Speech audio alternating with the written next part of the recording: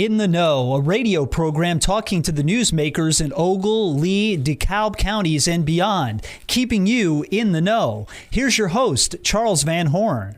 Good morning, and with us, Karla Belzer, County Director from the Illinois Extension. Good morning. Good morning. Coming up at the end of the month, on the 28th, you guys will be hosting an event that is going to be rather unique in regards to what people can experience. It's going to be what's called a poverty simulation. First off, what exactly is a poverty simulation? Absolutely, yeah. Thanks for asking that question. So this event is essentially a workshop where individuals can experience what it might be like to live in a low-income situation for a month. So we simulate real-life scenarios. It's kind of like a real-life version of the board game Life. So when people come to the workshop, they're assigned a family role, and they work with others to keep themselves employed and fed and keep the lights on over the course of 4 15-minute weeks to simulate a full month. So it is an interactive workshop that people learn a lot about the struggles and the realities of what life is like when funds are tight. Everybody right now, of course, is dealing with the economy and inflation, and everyone's sort of tightening down their budgets to make ends meet.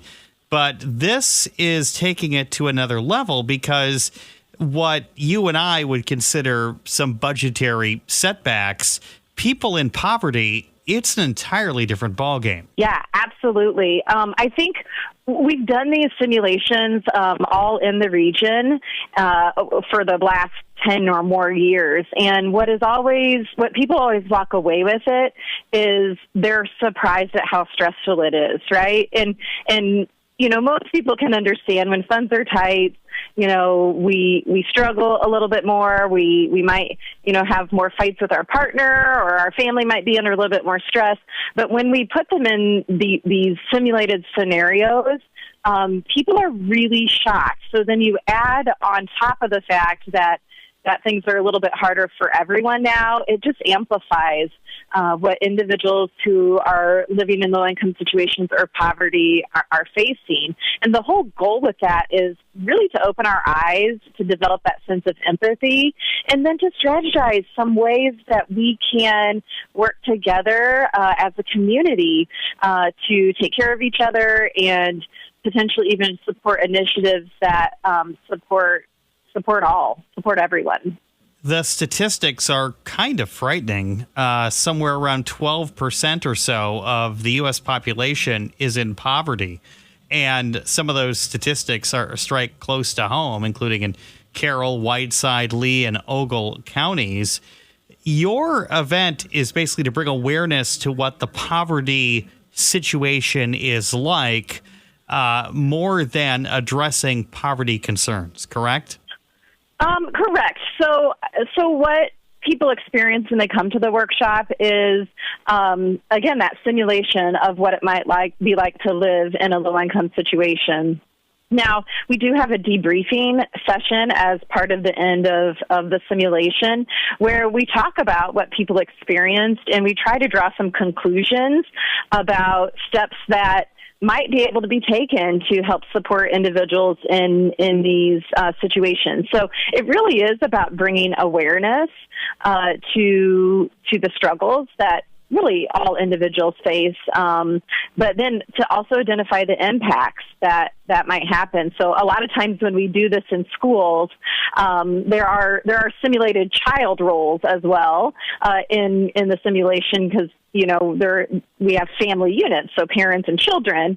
And when we do this in schools with teachers, in the debriefing session, we always ask the question, you know, how many people ask their kids in the simulation if they had homework? And the answer is surprisingly none, because as family stress rises, you know, those additional things in life become less less available, I guess. Like we don't think of the day-to-day questions, right? And parenting skills can even become a little bit more strained. So it really, while it focuses on what life is like for low-income individuals and gives people an experience of that, it also can help draw to some conclusions to create some change to help individuals in our communities.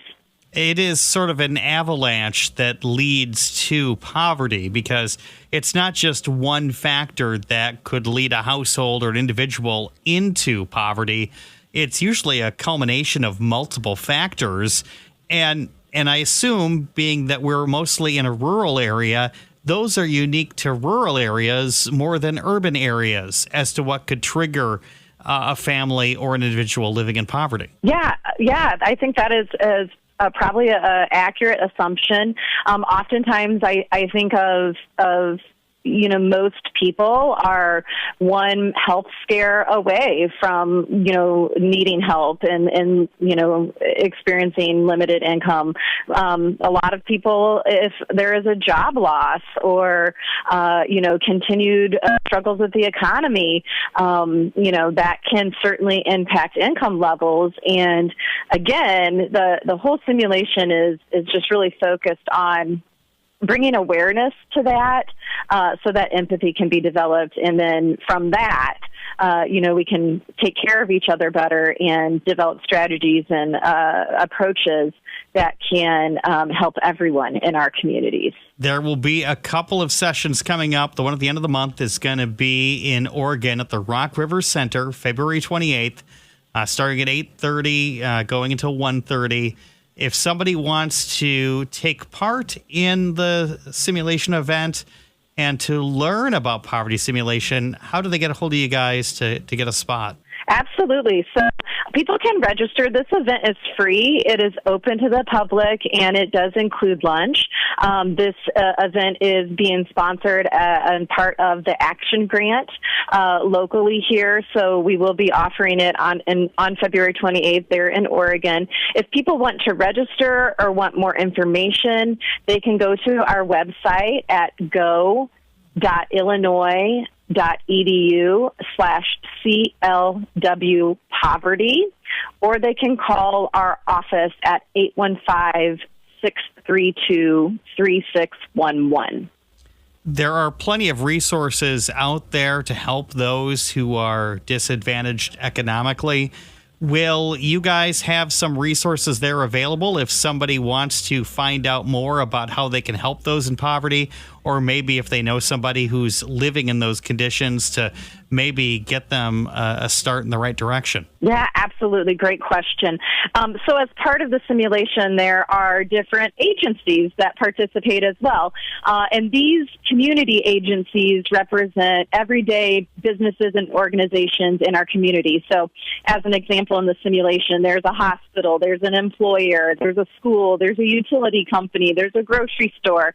And manning those different stations are wonderful volunteers for many of our social service agencies locally. So as part of the debriefing, part of the simulation, we provide an opportunity for those local social service organizations to share with the participants what their services are, how they might be of resource in the community. So it's a great opportunity to make those connections for any participants if they're looking for assistance, either for themselves or for someone that they may know. Karla Belzer, County Director for the Illinois Extension, thank you so much for joining us this morning. Thank you for having me. Good morning, and joining us, Starr Anderson with 4C, Child Care Community Coordinated. Good morning.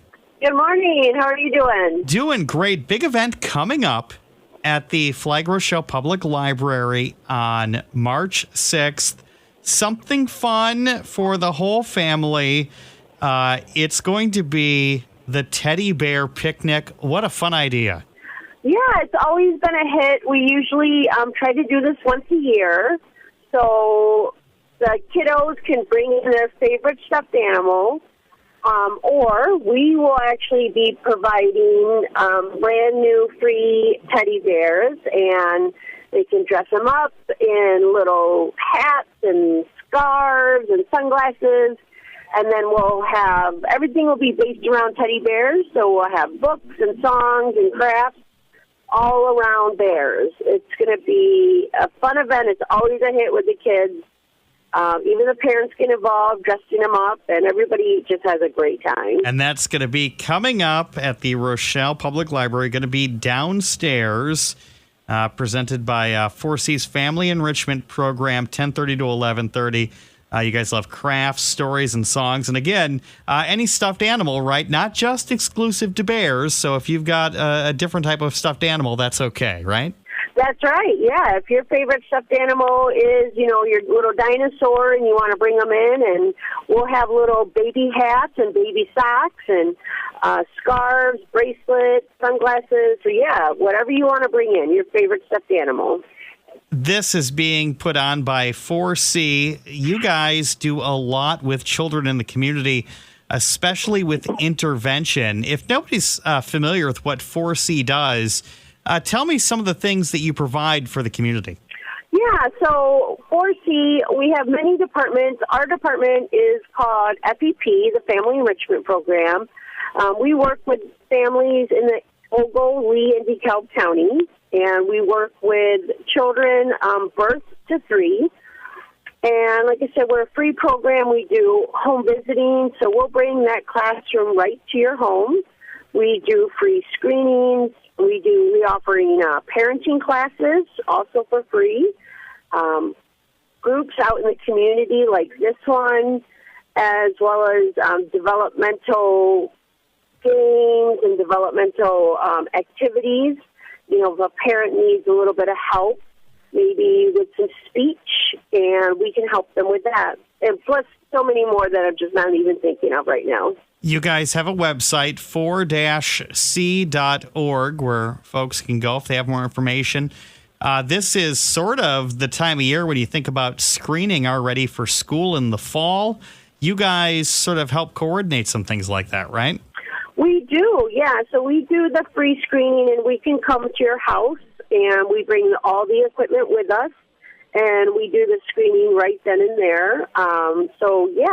Yeah, absolutely. If they want to get a hold of us, to set that up, I'd be more than happy to help them. And what age range are we looking at here for this type of screening?